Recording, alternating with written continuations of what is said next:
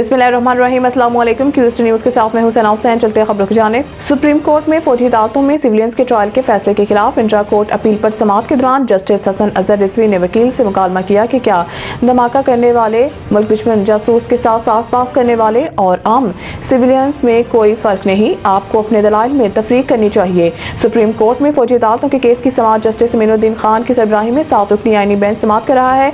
Justice retired Jawad S Khawaja के वकील ख्वाजा अहमद हुसैन ने दलाइल का आगाज किया और मौक़िफ़ अपनाया कि सिविलियंस का कोर्ट मार्शल किसी सूरत नहीं हो सकता। फौजी अदालतों का तरीक़ाकार शफाफ ट्रायल के तकाज़ों के बरखिलाफ है। ख्वाजा अहमद हुसैन ने सवाल किया कि सुप्रीम कोर्ट के तमाम 5 जजेस ने फौजी अदालतों में ट्रायल के तरीक़ाकार के शफाफ होने से इत्तफाक नहीं किया। जस्टिस हसन अजहर रिजवी ने इस्तफसार किया कि क्या धमाका करने वाले, मुल्क दुश्मन जासूस के साथ सास-पास करने वाले और आम सिविलियंस में कोई फ़र्क नहीं है, आपको अपने दलाइल में तफरीक करनी चाहिए।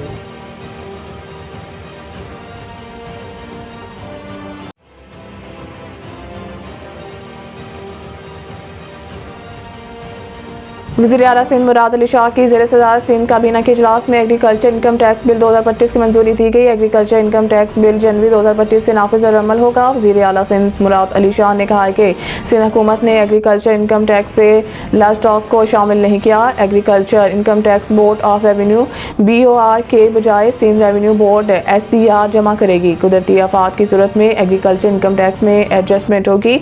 उन्होंने कहा कि आबाद अराजी को छुपाने की सूरत में जुर्माना लगाया जाएगा। छोटी कंपनियों पर ज़री टैक्स 20% और बड़ी कंपनियों पर 28% लागू होगा। 150 मिलियन रुपए ज़री आमदनी हासिल करने वाले एग्रीकल्चर इनकम टैक्स से मुस्तस्ना होंगे।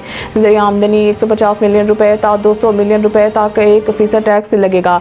200 मिलियन रुपए से 250 मिलियन रुपए तक ज़री आमदन पर 2% टैक्स लगेगा।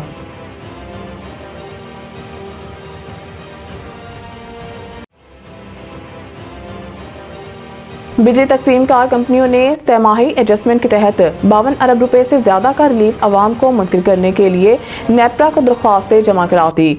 5 इंडिपेंडेंट पावर प्रोड्यूसर्स IPPs की बंदिश के असरात शुरू होने के करीब हैं।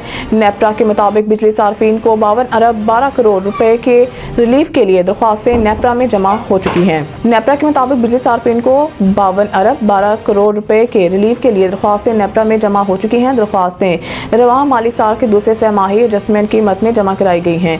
नेपरा के मुताबिक दरख्वास्तों में कैपेसिटी चार्जेस कीमत में 50 अरब 66 करोड़ रुपए की कमी मांगी गई है, जबकि ट्रांसमिशन एंड डिस्ट्रीब्यूशन नुकसानात कीमत में 2 अरब 66 करोड़ रुपए कमी की दरख्वास्तें हैं। ताहम ऑपरेशंस एंड मेंटेनेंस की कीमत में 2 अरब 69 करोड़ रुपए का इजाफा मांगा गया है। अक्टूबर ta दिसंबर 2024 की सहमाही एडजस्टमेंट का इतलाक के इलेक्ट्रिक सार्फिन पर भी होगा।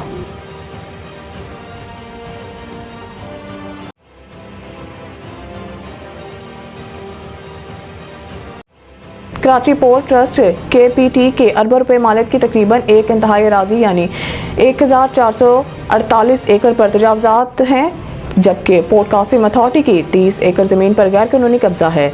गैर कानूनी कब्जा शुदा ज़मीन पर हुक्मरान सियासी जमातों से ताल्लुक़ रखने वाले बाद सियासतदानों की मुबैना आशीर्वाद से तजावजात कायम हैं, जबकि वफाक के तकरीबन 350 एकड़ अराजी पर सिंध हुकूमत काबिज हैं। वज़ारत दिफा के ज़राए के मुताबिक मुल्क के मैरीटाइम सेक्टर के इत्तला के प्रोजेक्ट के हवाले से वज़ीर आज़म शहबाज शरीफ को जो मामलात फराहम की गई है, इसके मुताबिक साहली पट्टी से जुड़ी इंतहाई महंगी ज़मीनें तजावजात और तबाहाली का शिकार हैं, जिसका नतीजा ये है कि यहाँ कोई माशी सरगर्मी नहीं हो रही।